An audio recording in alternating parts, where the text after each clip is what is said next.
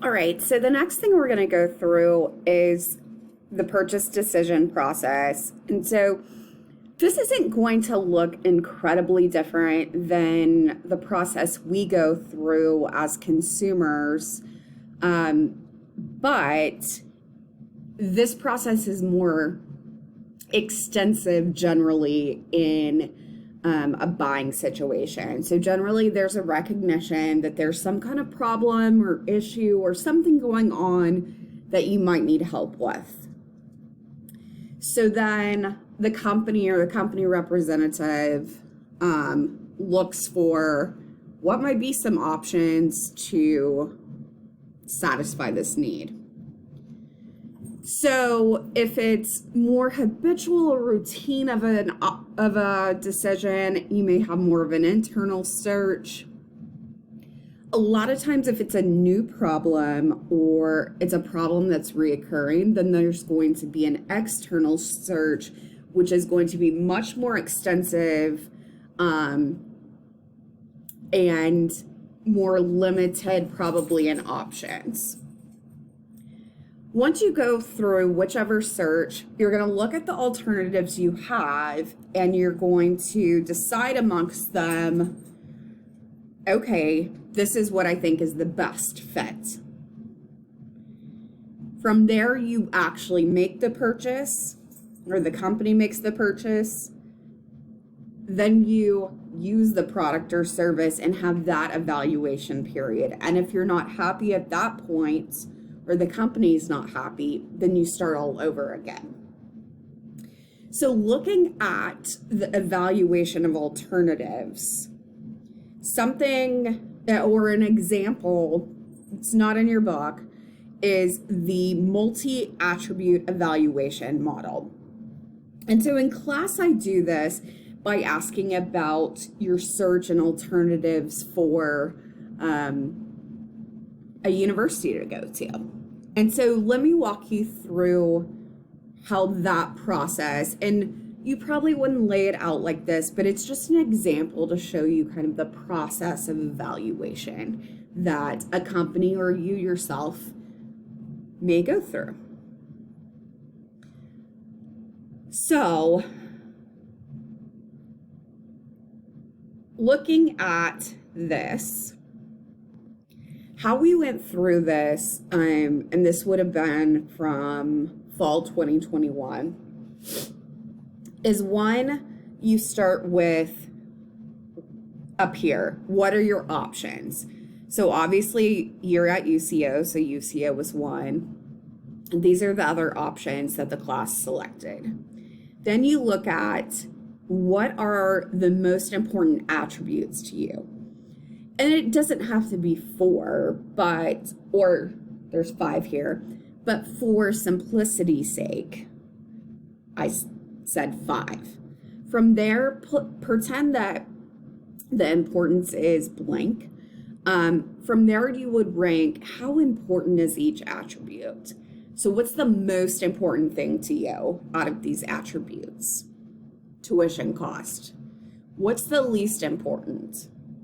Class sizes. Now, this is going to be unique to every single person. Same goes with a company. It's unique to that company and their needs.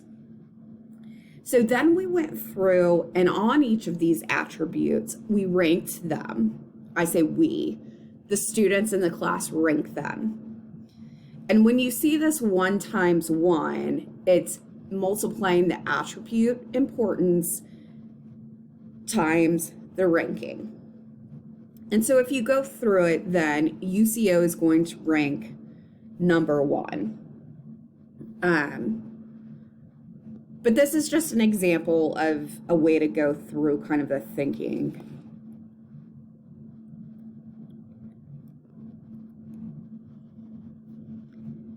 So I mentioned before the concept of a need, but what truly is a need?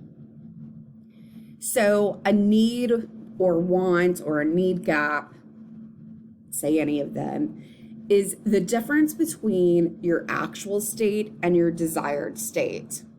And so I always say it's the difference between where you're at and where you want to be. So for you, maybe it's that you want a career type job or position, and currently you don't have one. You may have a job, but you don't have like a career type position. This is hypothetical. So that need or need gap is, how do I get from my actual state to desired state? Well, I'm going to get a degree in professional selling, which is going to help me go from where I'm currently at, my actual state, to my desired state. So another illustration of this, and this is a little simplified from what I said, is I do not have a job, I have a job. So that needs gap is how I'm getting from where I'm currently at to where I want to be. So your job as a salesperson is to help, one, to find out what the actual and desired state are, and then how do you help get your customer, potential customer, from where they're at to where they want to be.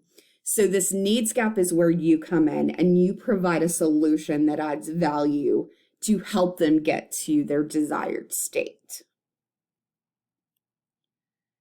Another example, if you're saying you want to increase efficiency, maybe you have a product or service that will help them increase efficiency so they can get from 1,000 units to 1,250 units per day. So this, again, is another way to look at that buying process. So you start with a need or a want. Then you have some kind of motivation. You take some kind of, action. You start problem solving, looking for solutions. You find solutions, evaluate them, and then select what will be purchased. And so you can look at these. I'm not going to read them to you. These are definitions of each aspect of activated buying motives. And then just important things to remember is that customers buy benefits. What are benefits? A solution to a problem. So as a salesperson, you have to understand any source of value that your product service could provide for your individual customer, remembering that needs are specific to each customer. And part of that's going to be problem solving. And when we get into strategic questioning, you'll see more how we go about problem solving. So there are different types of buyer needs. And I have relates to, this is sales call planning report, because you can refer back when you start working on this assignment, which will be a while. This is definitely a slide you want to refer back to. There are 5 different types of buyer needs. So you have situational, that involves the situation at hand. Functional, you need the product or service to perform a specific function. Social is more about need for belonging or association. So for example, if I'm not a Fortune 500 company, but I aspire to be, and all the Fortune, or not all, but a large portion of the Fortune 500 companies are using Paycom for their software, payroll software, then maybe purchasing Paycom because that aligns me with what other Fortune 500 companies are doing. Psychological needs, I think a whole lot about risk reduction. And then lastly, knowledge needs. In business, I think highly of training, making sure you have the information and the knowledge that is needed as a customer, or making sure your customer has the information and knowledge they need. This especially comes in hand when things are more complex that you're selling. So I have an example again that we did in class last semester. So we just did a laptop or tablet example. So a situational need is like, I need something to do my schoolwork, check emails. Functional, I have to have Microsoft Suite so that I can make presentations and use Excel in my classes. Social, maybe a particular brand. Like everyone else has an Apple, I want to have an Apple too. Psychological needs, there's a warranty. So if something happens, then, there's a backup. Also a discount. You feel better about the price you're paying. And then with knowledge, you can see here, customer service, help desk, or like a physical location to get help. And so we're going to stop here and we'll pick back up next class.